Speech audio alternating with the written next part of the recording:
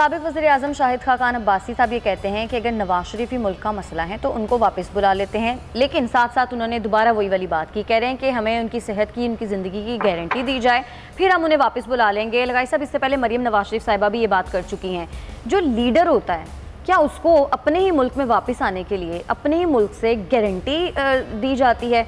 वो आए अपने अवाम के लिए, वो तो लीडर होता है ना, लोग तो उसको फॉलो कर रहे होते हैं, उसको आइडियलाइज कर रहे होते हैं, तो वो गारंटी किस तरह मांग सकते हैं? हज़रत इस्राईल अलैहिस्सलाम को मेरे ख्याल में बुलाया जाए और उनसे दरख्वास्त की जाए, हुजूर मेहरबानी कीजिएगा, हमारे साबिक वज़ीर-ए-आज़म तशरीफ़ ला रहे हैं, अल्लाह ताला के आप एक ख़ास फरिश्ते हैं और आपकी बड़ी इनायात हैं, तो मेहरबानी कीजिए, हमने सदक़े में बहुत से लोग कुर्बान कर दिए हैं और इनकी ज़िंदगियों के लिए, अब इनकी ज़िंदगी के लिए कुछ और कुर्बानियाँ ले लीजिएगा, इनकी जान ना लीजिए। तो ये हम गारंटी अगर लेने तो फिर हज़रत इस्राईल अलैहिस्सलाम से लें, तो क्या इमरान खान के हाथ में है कि वो ये गारंटी देंगे कि मैं उनकी ज़िंदगी की ज़मानत देता हूँ, या आर्मी चीफ के हाथ में है कि वो ज़िंदगी की ज़मानत दें, या चीफ जस्टिस के हाथ में है वो ज़िंदगी की ज़मानत दें?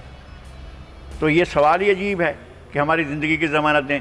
क्या बाकी लोग जो हम अपनी ज़िंदगी की ज़मानत लेकर हुकूमत के पास बैठे हुए हैं, राह चलते हुए किसी के साथ कोई भी नहीं है, किसके पास? हाँ, हम तो लीडर भी नहीं है, हम तो कभी वज़ीर-ए-आज़म भी नहीं बने ना। नहीं, मैं ये कह रहा हूँ कि किसी की भी मौत की, ज़िंदगी की ज़मानत कौन दे सकता है? अल्लाह ताला दे सकता है किसी की भी। जहाँ पर अल्लाह ताला ने किसी को लिख कर तो नहीं दिया कि मैंने तुम्हारी इतनी उम्र मुकर्रर की है।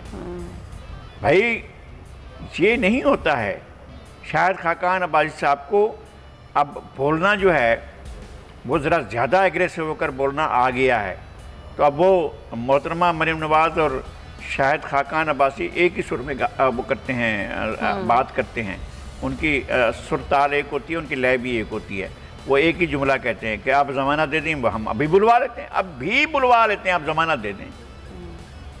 तो क्या मतलब कोई वो उनके पास खुदाई इख्तियारात हैं? जो भी आपके पास बैठे, सारे इंसान बैठे हुए हैं और सब पर मौत खड़ी हुई है। कोई एक शख्स ऐसा नहीं है जो कहे कि मैं तो मौत से बच जाऊंगा।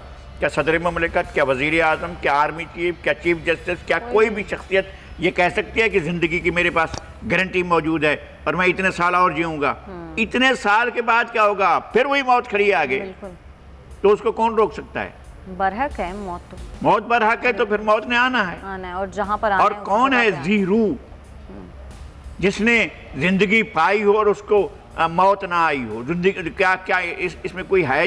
बिल्कुल भी नहीं। या फरिश्तों के पास होगी कि फरिश्ते ज़ाहिर अगर जिंदा हैं तो फिर जिंदा हैं, लेकिन अगर इंसान के लिए, अगर नबातात के लिए, अगर जमादात के लिए, अगर दरख्तों के लिए, अगर पौधों के लिए, अगर फसलों के लिए फना होना, इंसान के लिए अगर फना होना लिखा है तो उसने फना होना है ना, तो वो कैसे गारंटी कोई किसी की भी दे सकता है? हम तो एक चूंटी की गारंटी नहीं दे सकती, या चूंटी हमारी गारंटी नहीं दे सकती है कि क्या कर सकता है। तो ये शर्त क्या है कि हमारे अजीम कायद, हमारे रहबर, मुल्क के निजात दहिंदा, मुल्क के जमहूरियत दहिंदा और मुल्क के सबसे बड़े लीडर हजरत तशरीफ लाते हैं, मगर जिंदगी की जमानत चाहिए। भाई ये कहाँ से चाहिए? अजीब सी अब तो आप कहें ना कि क्यों लेनिन बैठा था जर्मनी में और फिर क्यों फिनलैंड से रवाना हुआ और पहुंचा वहां पर जहां पर मौत उनका इंतजार करी थी, बचता रहा। आखिरकार गोली लगी थी और उस गोली के असरात के तहत वो फौत हो गए थे। बिल्कुल ऐसा ही। तो लोग होते हैं। गांधी क्यों आया था वहां से?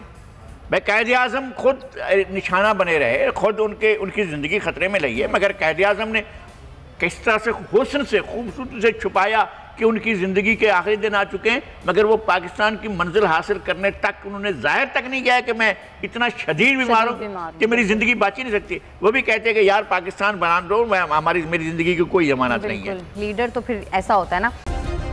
सब्सक्राइब करें और बेल दबाएं ताकि कोई खबर रह न जाए।